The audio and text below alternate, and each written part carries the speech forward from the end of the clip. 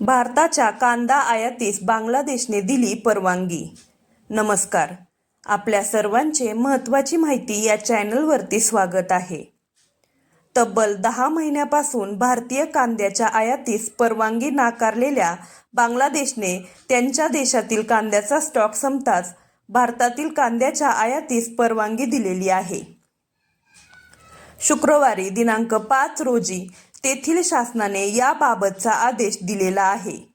त्यामुळे आता भारतातील व विशेषतः नाशिक जिल्ह्यातील कांदा उत्पादकांना मोठा दिलासा मिळालेला आहे.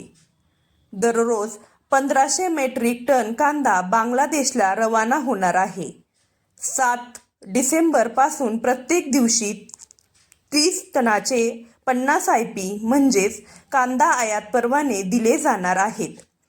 1 ऑगस्ट 2025 मध्ये बांगलादेशमधील ज्या आयातदारांनी यासाठी अर्ज केले होते त्यांनाच हे IP परमिट दिले जाणार आहे.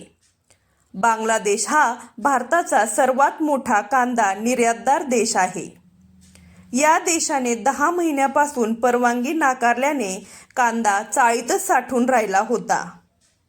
बांगलादेशने भारताच्या कांद्याला परवानगी दिल्याने आपल्याकडील साठवणूक केलेल्या उन्हाळी कांद्याला व नवीन लाल कांद्याला चांगला भाव मिळेल.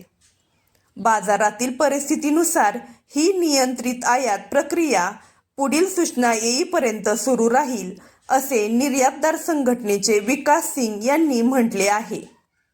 तसेच जर आपण पहिल्यांदाच या चॅनलवरती आला असाल तर अशाच नवनवीन व महत्त्वपूर्ण माहितीसाठी आपल्या चॅनलला सबस्क्राईब करा. धन्यवाद.